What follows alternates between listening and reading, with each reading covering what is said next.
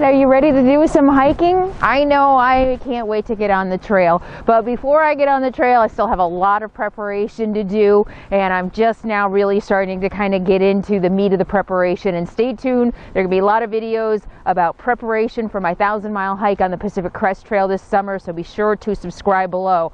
But today, we're gonna go training. Yeah, today I'm gonna take you back to the desert and my first few training hikes in the desert. And I know a lot of you are like, I don't wanna go back to the desert, but trust me, this is beautiful. You don't wanna miss this. In part one of today's video, I'm gonna take you on my first overnight backpacking trip, and you're gonna find out what piece of gear failed me the most and made it pretty much a miserable trip. So that's gonna be part one, and in part two is gonna be my first 10.5 mile in one day.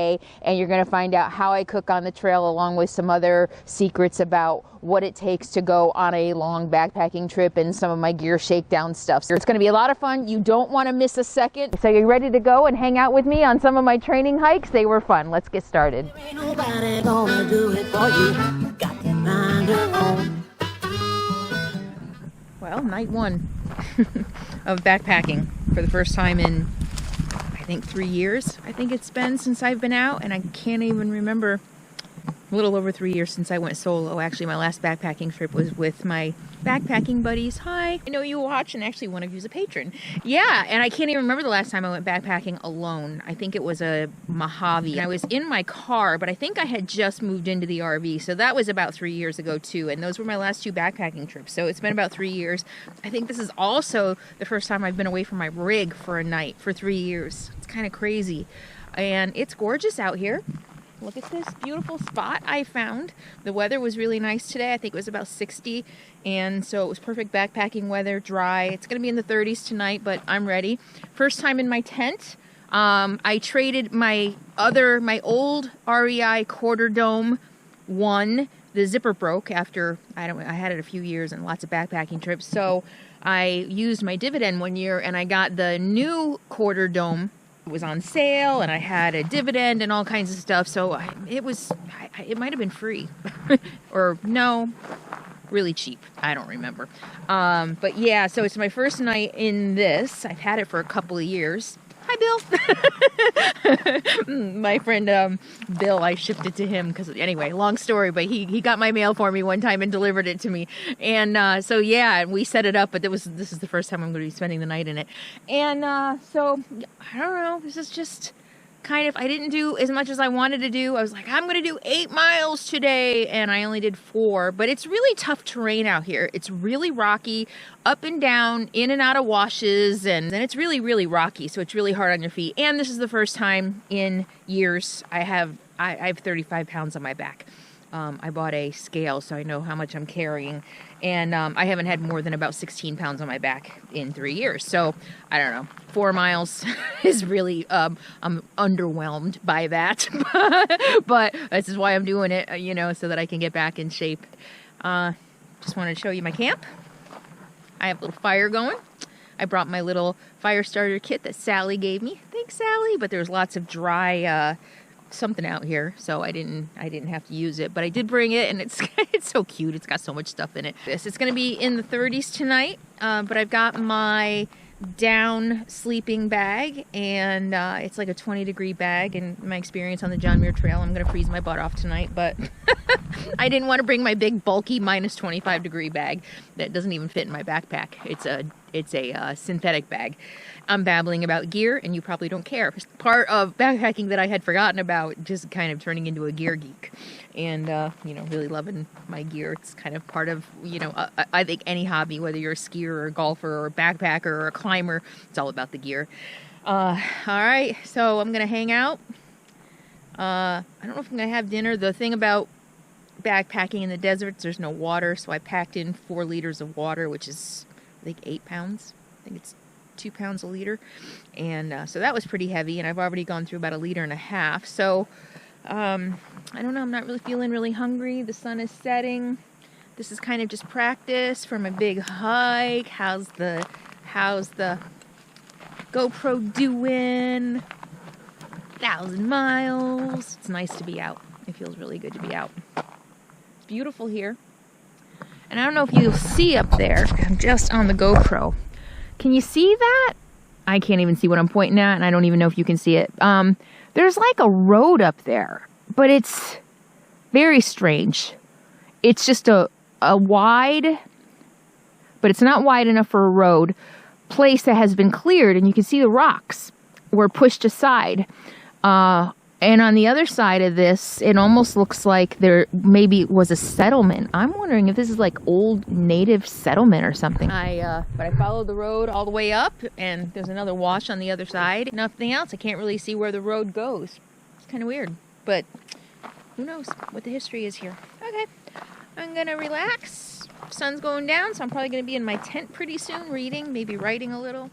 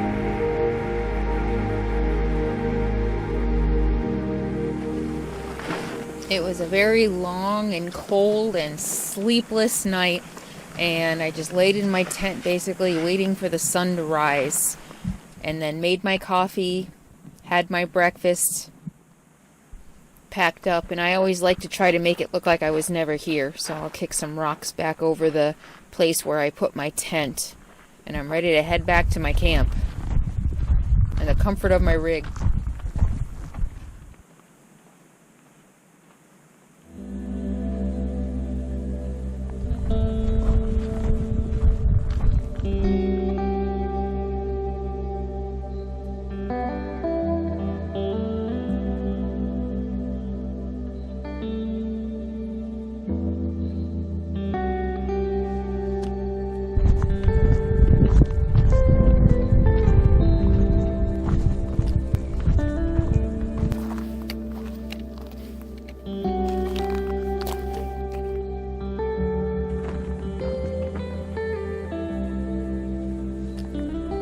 This far up the wash, it becomes less wash-like and more like a dry riverbed. Kind of reminds me a little bit of hiking in Alaska. But you see that mountain behind me? That flat rock? That was my goal when I set out from camp. I wanted to camp below it, and I couldn't see it from where I camped, but I was tired and stopped a little early. But there it is. I'm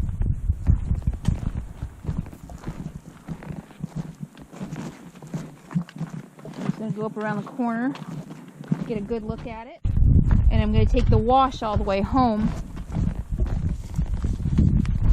instead of going up and over mountains and washes. Alright, I made it to my goal. That mountain behind me. And it is so beautiful up here. Look at the cholla. The dead and wilting away cholla and the fresh cholla.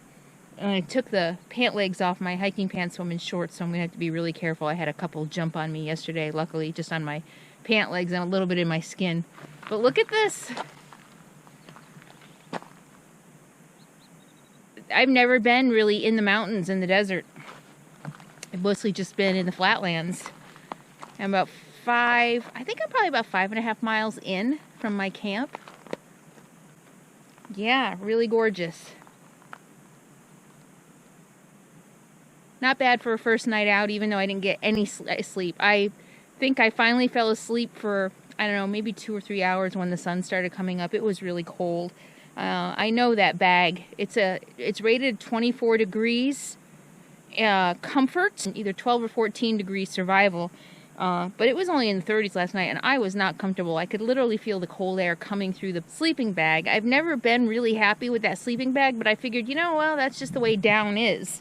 You know, I store it right. I don't store it stuffed, so it's lofty enough. And I could literally feel like cold air coming through the bag. And this is like a 700 filled down bag. So, Sisu 12, 24 degree comfort, 12 degree limit. So 24 degrees, you're supposed to be comfortable in this. Well, I had my wool base layer on and my puffy, and I was not comfortable at all. I don't think I slept at all that night. So this was my first shakedown hike, my first overnight, and this is why we go out and we test out our gear before we get on the trail, because it's a lot harder to replace stuff when you're on the trail. I mean, you have to, you know, hike to your next resupply town and wait for stuff to get sent to you, or if you're lucky enough to be at a big enough town where you can go shopping. But I definitely need to do something about this sleeping bag. This is not going to work. But yeah, so I didn't sleep at all. I woke up kind of tired and just kind of not really like, I'm like, why am I doing this? And this is the first time I've been out in 3 years, and, you know, I'm not in the greatest shape, and my gear, I had a brand new mattress pad, a brand new tent, so you know, I'd forgotten the stakes for my tent, so I had some challenges. I'm a little out of practice. It is beautiful up here. I highly recommend doing some hiking or backpacking and or backpacking in the desert. There's just, look at how beautiful this is. I mean, look at those cholla over there. I mean, there's just something really mystical and really just, I love it. It's really cool. You might notice my water is leaking. I need a new bite valve. I knew I needed a new bite valve. This one doesn't stop it at all. So yeah, this is why we do shakedown hikes. And this is why also, if you're an RVer, this is why I highly recommend going out and practicing before you just, you know, give everything up and go and do it for real, because you don't know what you don't know what you don't know until you know it. Does that make sense? But yeah.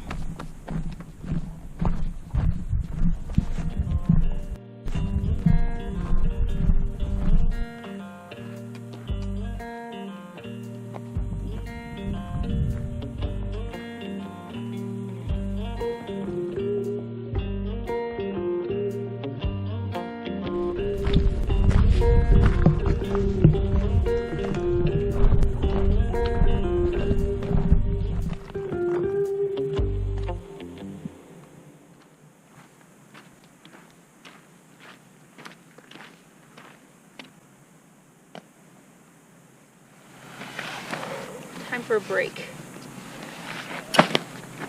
Some of my favorite snacks on the trail are trail mix. I love walnuts and almonds and cashews.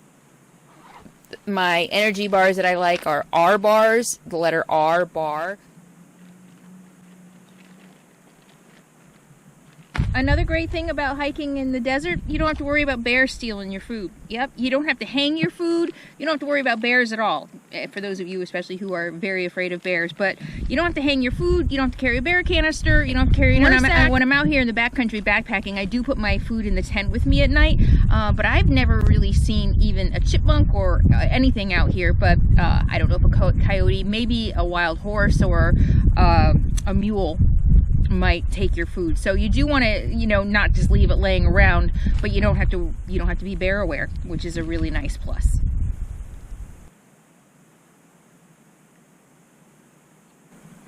All right, about 3 miles to go.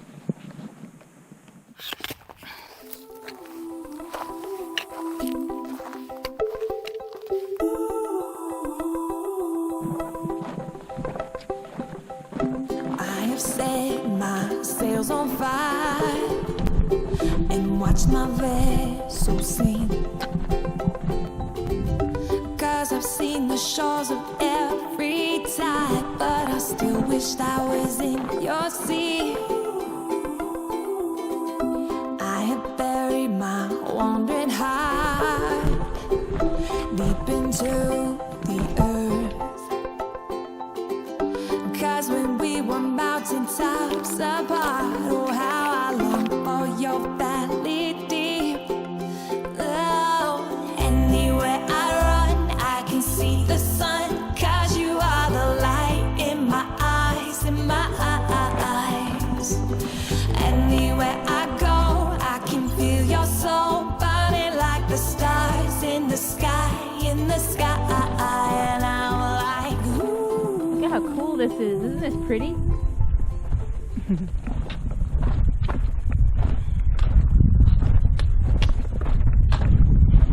be really cool if there was water.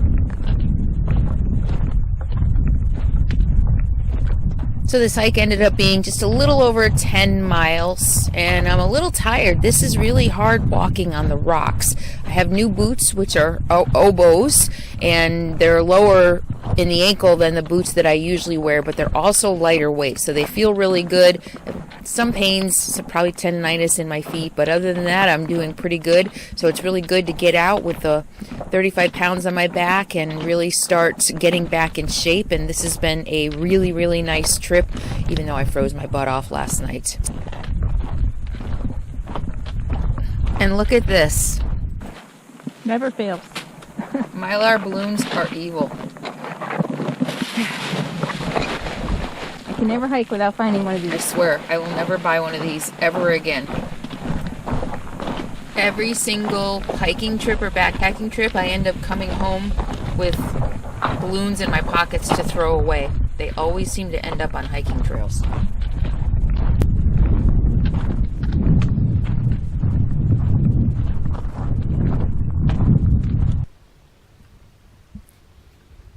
Ah, and what a beautiful ending. Look at this beautiful full moon over my rig, but it sure is good to be home. Okay, so yeah, I froze my butt off a little bit. It's not the first time I've frozen my butt off in a tent. In fact, I had many, many freezing nights on the John Muir Trail. But that was fun anyway, right? So now, are you ready for part 2? I'm going to take you with me for a 10.5 mile single day hike. I'm going to show you how I cook on the trail, as long as some other fun about hiking. Maybe start a fire. Don't you know that I'm coming home? Oh, for good this time. Oh, anywhere I run, I can see the sun. 'Cause you are the light in my eyes. Okay, so this is my first hike with pretty close to the actual weight I'm going to be carrying. I've got 35 pounds on my back. I think the most I've had so far is like 28. And I'm going to try to do 10 miles today. There's no reason why I shouldn't. I'd stay overnight, but I have things to do tomorrow. And I've already done an overnight, so I've already done a little bit of a gear shakedown. And a gear shakedown is what you do to go out and test your gear. So before you do a backpacking, a long through hike or even a long section hike like I'm doing, you want to go out and you want to test all your gear and make sure everything works the way it should. You know how to set up your tent, make sure your sleeping bag is warm enough. Like mine isn't warm enough, and so I had to get a liner to make it warmer, and I'll talk more about that in another video or maybe later. So I already did one overnight shakedown hike, and it's been kind of hard. The weather's just been funky. I don't necessarily want to go overnight when the gusts are 50 miles an hour. And today, I was going to go out yesterday, actually, and spend the night, but the gusts were like 30 miles an hour yesterday. And part of me was saying, I really should go out and do it anyway, because who knows what the weather conditions are going to be like on the trail. I don't really think I'm going to have a whole lot of wind like that up in Oregon and Washington. So today I'm just going to go out and spend the day. It's only like 9:30, maybe just before 10 o'clock. And I'm going to go out and I'm going to spend the day and get as many miles in as I can with my 35 pounds on my back. And it actually feels pretty good right now. We'll see. So I'm also testing my camera gear. This is my GoPro. I'm going to be taking my GoPro, and I've also got my Canon G7X on me, which I'm also going to take on my hike with me. Over there, I'm going to head towards those mountains. I thought those looked pretty interesting to explore, and the base of those mountains is at least 3 or 4 miles away. So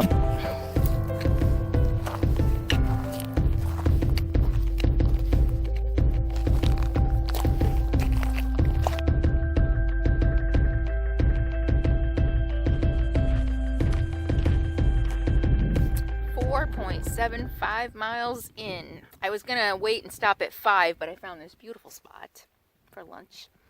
So it's gonna be hopefully my first 10-mile day. I'm getting stronger pretty fast. Been doing a lot of hiking and adding weight, so yay!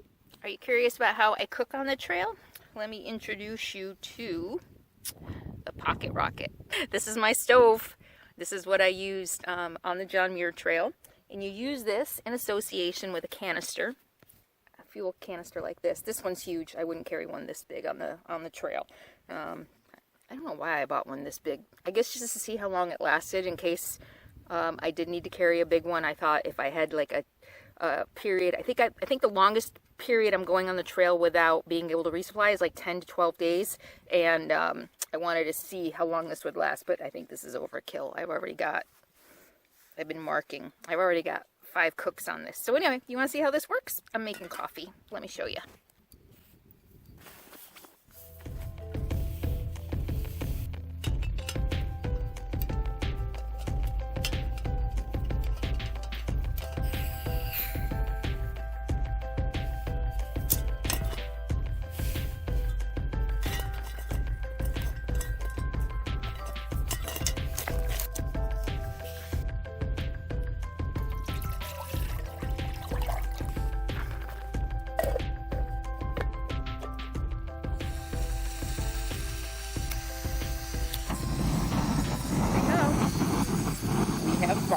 That's my Pocket Rocket.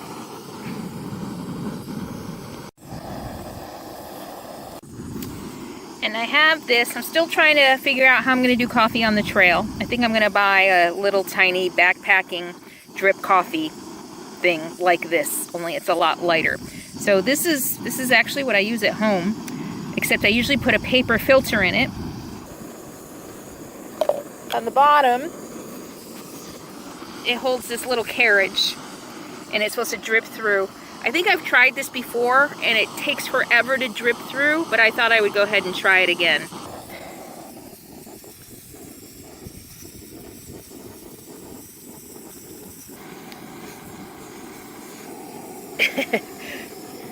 Getting a tiny bit of drip. That's going to take forever, so yeah. Just as I thought, this probably isn't going to work.